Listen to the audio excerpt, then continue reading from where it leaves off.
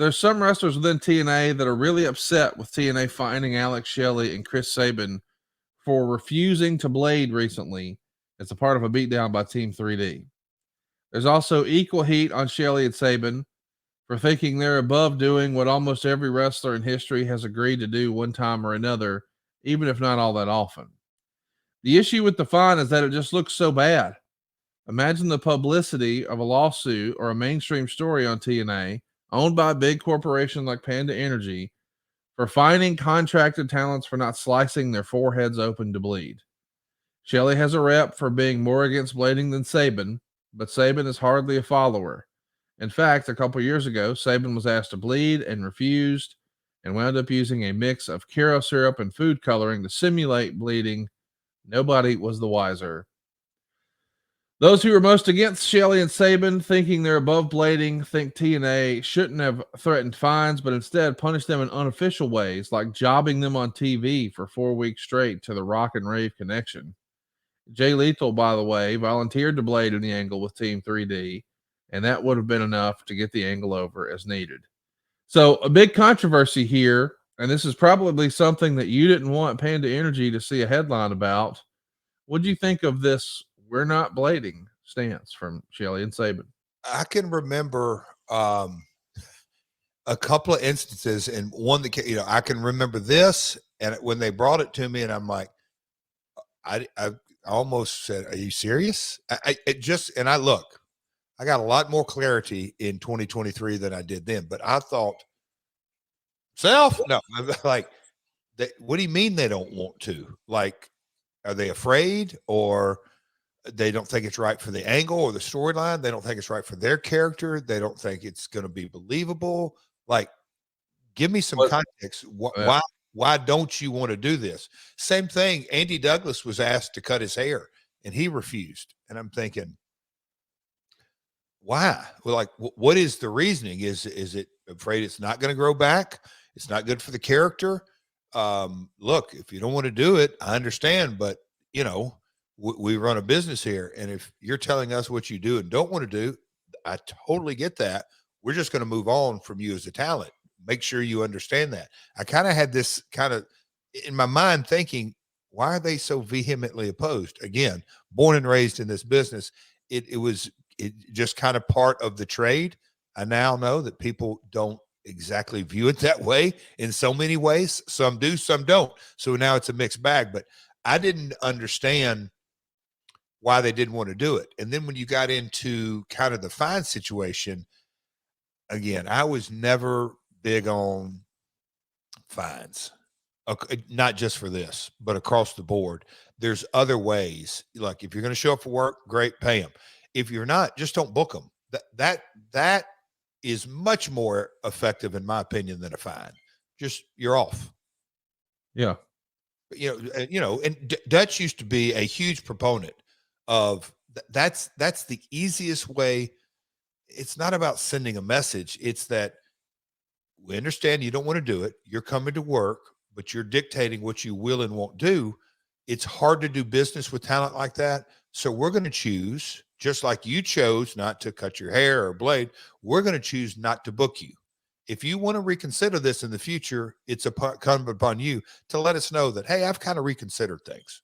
That is the most logical, sensible kind of mindset. Fine. So don't fine them, fire them.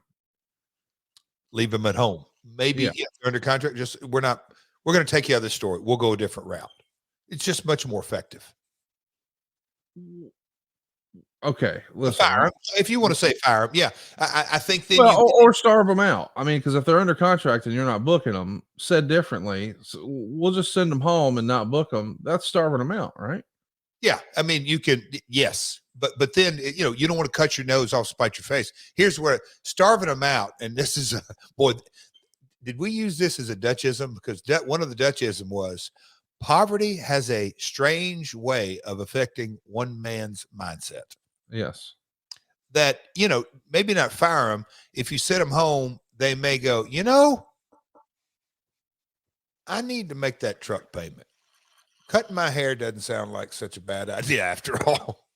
I just love that you're like, I'm not a proponent of fining. I say we just take all their income away. I mean, it sounded like the way you presented it, like that was better for the boys. And then when you really think about it, you say to yourself, did he just say just take all the money back? Yes, I did. Yes, yes, he did. Yes, I did. Did you ever have a conversation with Shelley or Saban and really dig in and understand what the stance was? God, a little Scott Moore did. I'm pretty sure because they were Michigan guys and Scott's Windsor right across the bridge. Scott did. I would say Scott. Somebody Dutch did maybe. It was Terry Taylor was engaged. He was talent relations. So Terry's the one who had probably the most conversations, and maybe Terry brought the message back. They're just like they don't want to do it. And when you kind of hear you're against, what's the term used? That it is rough. It's the self-mutilation. It is, yeah. Yeah. Okay. If you view it that way, it kind of puts a different slant on that. Okay, you're fundamentally against this. Okay, point taken, and I respect that fact. Back then, though, that hadn't ever crossed your mind. It's just what you'd always done your whole career, right? Yeah, that kind of you're going to get boots and tights and A razor blade. yeah, in a way, yes, that's the old carpenter. What's the tools in your toolbox? Got a chain, got some powder, brass knucks. Just it's in our toolbox.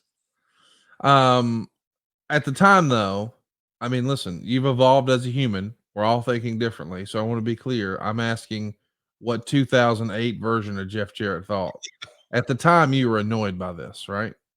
I was dumbfounded and annoyed that, wait a minute, not only you're just telling us, no, I'm not going to do it, but not giving us any backup. Yeah, I was just like, what the hell? And then when I found out it was that, I did, Conrad. Even back then, I paused and went, okay, are they afraid of doing it or just saying, I fundamentally will not do that? And then you go, okay, they're making that decision. In my mind, I know there's going to be other kind of decisions coming down the pike that you're going to probably dictate to the office or dictate. You just need to be aware that's the skill set you're dealing with. And, it goes back to value on the card. You're selling out buildings. I can tell you this, the office puts up with a hell of a lot more than if you're opening match. That happens in Hollywood. That happens on the sporting field. It happens in professional wrestling. You gave me your answer as an office person. Now give me your answer as one of the boys.